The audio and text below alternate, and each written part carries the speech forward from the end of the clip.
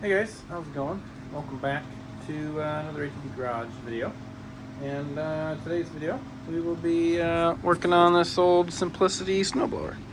Old welding teacher of both mine and Joey's asked if I could get this running for him, since in the next month or two, I had to get snow like this week. On what week was it? On the 3rd of November. The weather's crazy. It's raining right now. It's gonna get super cold next week, so getting all the snow equipment ready. And it doesn't run. He said when he puts gas in it, it leaks out of the carburetor somewhere, or it just has a leak somewhere. Don't really know exactly yet. But that's the one thing he said, and then we'll just kind of go through it and make sure there's anything else doesn't need adjusted. He'll probably change the oil first. He said he's gonna fix a couple things. This rod needs bushings. You can kind of see there's some of the bushings there, but it allows this rod to it kind of cams out there and doesn't end up turning that. I already did spray some WD-40 and stuff to try and loose this thing up, but yeah, the carburetor is under this little tin here, so I think we'll first just pop these little screws off here, these two, that one, and there's one right back there. Take this tin off, I'll put some gas in it and see what it does. See if it leaks here, or maybe there's a cracked fuel line somewhere. Did see we got a couple broke wires, or unplugged wires at least. We got like a barrel connector and a flat blade connector. I don't really know what those are doing. Fuel lines are here. So yeah, let me set you guys up, and we'll take this plate off, and we'll see what we got.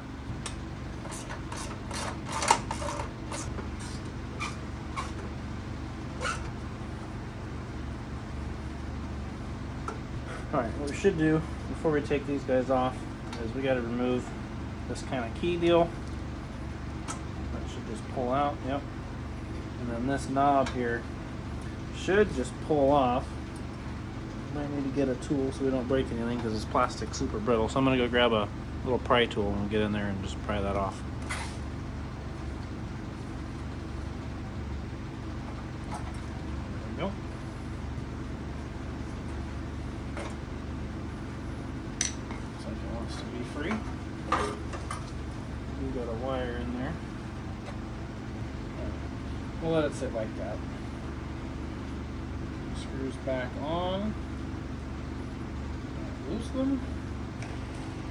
And I'm going to add some gas, and I guess we'll see if it starts leaking anywhere. Alright, well, I've added gas. I don't see any leaks yet. I'm going to assume the fuel is off, so I'm going to flip this lever and turn it on. And then we'll see. We got gas in the bowl. There is a little kind of bleed screw there to help prime the carburetor, or I don't know, to help drain the gas out, I guess. You push it in like this. You push it in, and gas comes out. It's kind of dirty. That might have been what was leaking, but isn't leaking now.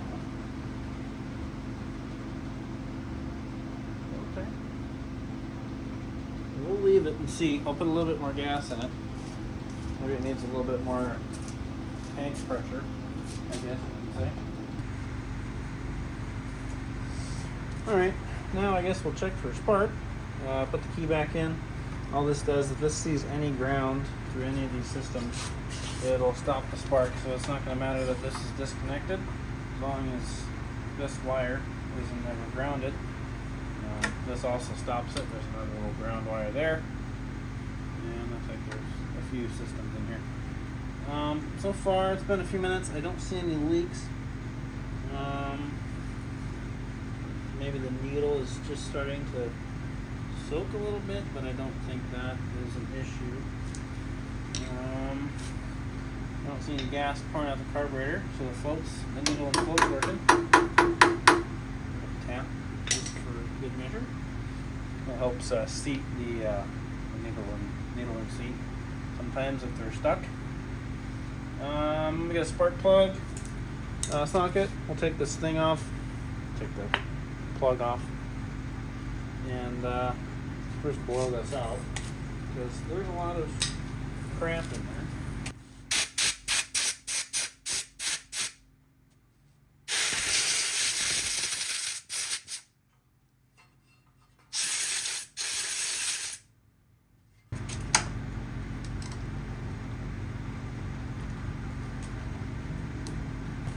Spark plug. Looks good. Not running too bad. A little rich. Alright, I cleaned the perimeter of the hole, and we no longer have a risk of things falling in it. So now let's give it a pull and see if we got spare. Yep, there it is. We do have spark.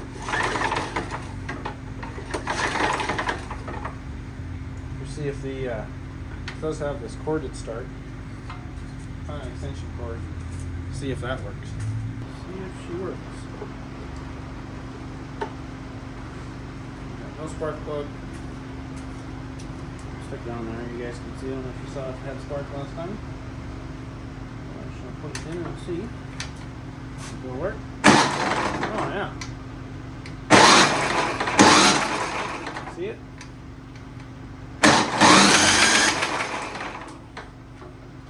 Is good. Just because I'm curious, I know we have electric start, figure we'd run a little compression check and see what we're looking at for compression. Just because, I don't know, I've never done that before. The throttle looks like it's all the way open. So we should be good to go. No, let's see.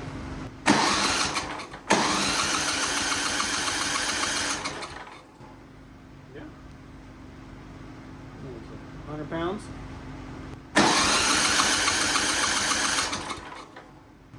Healthy. Okay, so I did develop a fuel leak, but it was after I bumped the primer right here. And if you look, the primer, grab a light, the primer kind of goes above the bowl. As soon as I press the primer, it flows out the back of the carb right there. So, but I think that is intended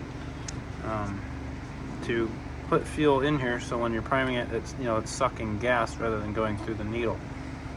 So I think that is intended, but we'll see what happens when we start running it. Because other than that, it hasn't leaked at all, other than when I just pressed that. So put you guys back in the stand and see if it fires up. A little choke. This is not full gas, but somewhere around mid-idle.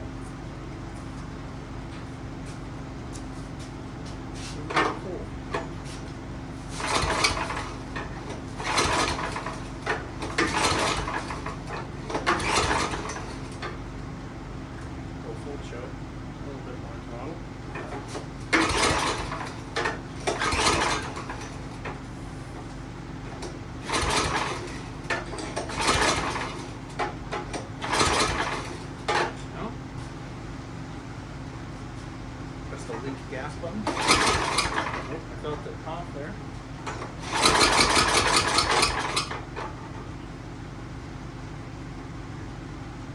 A little bit more throttle.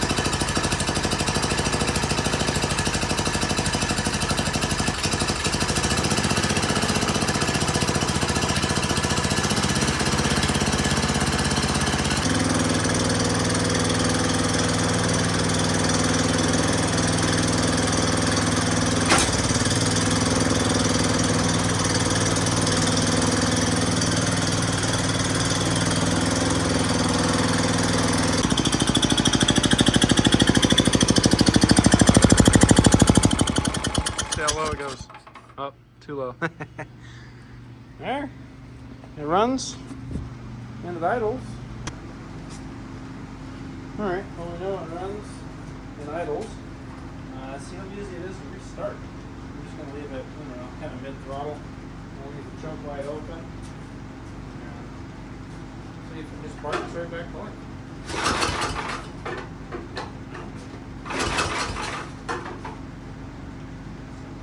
She like choke.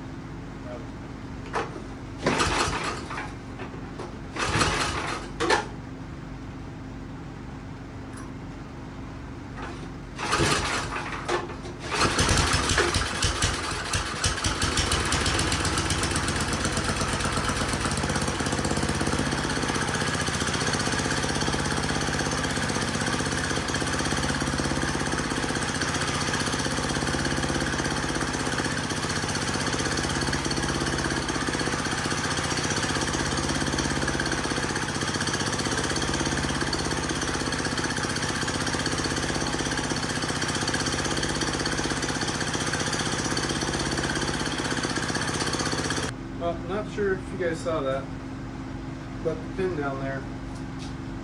So reverse, well, you got reverse 2, that works. You got reverse 1, that works. But 1 is reverse but slower. 2 is reverse but slower again. 3 is reverse but slower again. 4 is finally forward but slow. 5 is forward but fast. So, yeah. Alright, let's drain the oil. That way when we go to adjust this linkage, we can actually flip it up on end. And we can take this bottom cover off. Alright, then we can actually make an accurate adjustment on this linkage here. So, couldn't find my little plastic deal that sticks in there, so I'm just going to get this loose. And then just use a hose. A minute.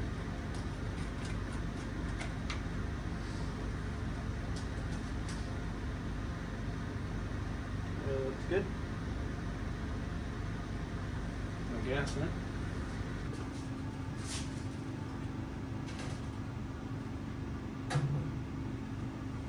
Yep.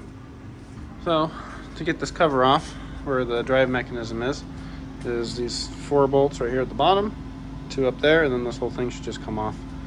Also, in case anyone needs it, I didn't know that existed. There's some touch-up paint numbers. That's kind of cool. If you guys need any of it, there's the data tag. So yeah, that was kind of cool. It still has that touch-up paint sticker. All right, so this is this drive wheel here. So the engine spins this pulley here. When you engage it. So this pulley spins with the motor. And then when you flick the engage lever, see how it pulls that up and meets with this wheel, so you can't turn this wheel. But if I let go, I can turn it. So what this does is, depending on what side, there's this little teeny tiny hole there. I think you guys can see it. There's a little hole right there. So that's the center. So whatever gear, so this is reverse. So reverse is obviously, in our case, the right side of the hole here. So forward should be, whatever our first forward gear should be on the opposite side of this hole. And as you can see, we are nowhere near that. First forward gear is finally like right there, which is third. But that's like basically right on the center of that. And if that's not adjusted properly, you'll end up getting this spinning directly on the center of this and wearing this little rubber band, this band out. So yeah, we can adjust that, basically figure out, reverse 1 is like the slowest gear, so we can basically center this. This should be closer to over here. Reverse 2 is way over there. Let's go. Farthest forward gear we got is 5, and there's kind of a track here. It should be, out a lot further than that. So basically, what we'll do, we'll go in, we'll find first gear, and we'll just kind of adjust it accordingly and get it close. So we'll put this pretty close to that hole there, or well, it should be over here instead of over here. So I'm gonna break this linkage loose. I'm gonna break this linkage loose up here. That'll give us room to slide it around. And then there's another hole that this rod goes in. Awesomeness. There's another hole that this kind of rod connects, and I can get more adjustment out of it up here if we need to. But we'll start with these, and we'll see where this wheel ends up. All right, well, we're in first, and I think we'll call that good enough. I mean, it's to the left side of that hole. Kind of see the hole there. It's definitely to the left side of it, so it might work, but it's not as far as I would like it to be. But that's as far as all the adjustments will allow. These are all the way down. You can see the paint marks, and just changed that. It was up there in that furthest hole right there. So this helped it a little bit. I mean, there's a couple things that could probably take this kink out, but I think that kind of just keeps it from hitting that hole right there. So if we do that, it might start rubbing somewhere. And I'm not sure if he said it that way, so I think just really, you're going to be snowblowing in first gear anyway? I don't think so. I think you're going to be snowblowing in everything but first. So, like second gear is probably, yeah, you can see the hole now. So I think we'll call that good. Reverse still lines up good. Let's see, go to reverse one. Should be the other side of the hole, and it is. There it is. So I think that's good enough. First screw is probably like a creep anyway.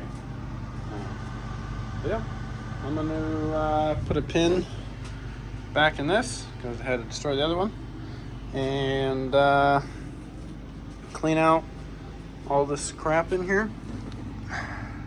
What it looks like in there. Not bad. Not bad. All the chain and everything's nice and oiled. I think you must come in here and oil these. There's no way this is factory oil in here still. Yeah. Band on this looks decent. It's not too worn.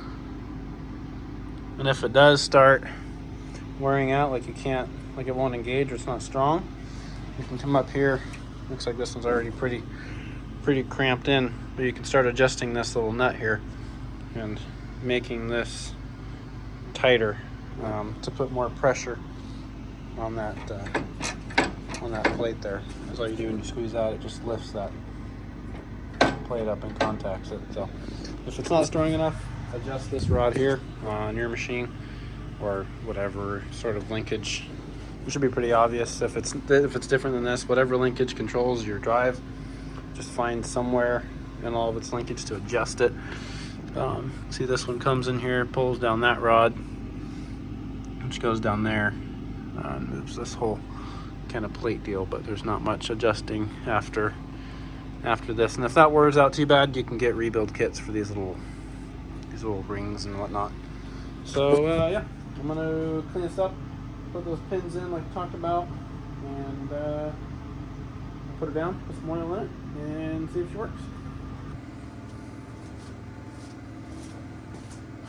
Alright, got some 5W30, the full synthetic flavor.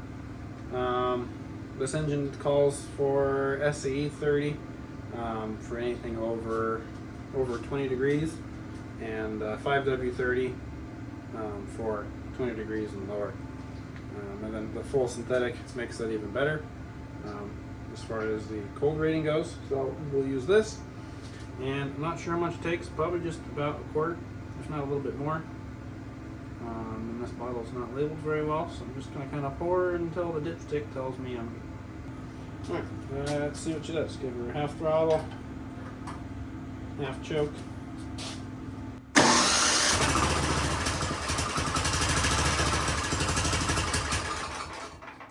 She still wants her choke.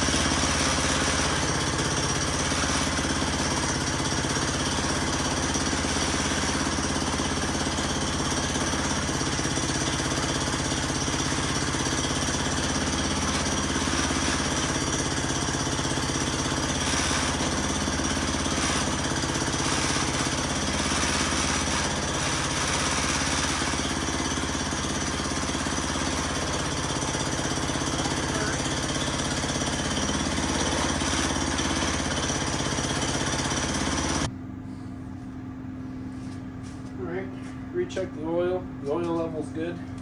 I got it jacked up. I'm going to pull these pins out on both sides, lock the wheels in, and see if it'll drive itself out of here.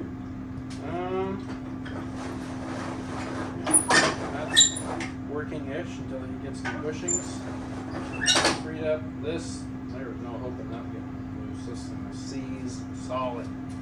Little adjuster for the flap. So, yeah, carburetor's not leaking. It only leaked when I brought it back. It started just dripping out the bowl. So all the gas that was in the bowl went up here. So it was obviously tipped forward. So I think we're good to go there. Yeah. I'm going to unplug this, see if she'll start by hand, and drive her out of the shop.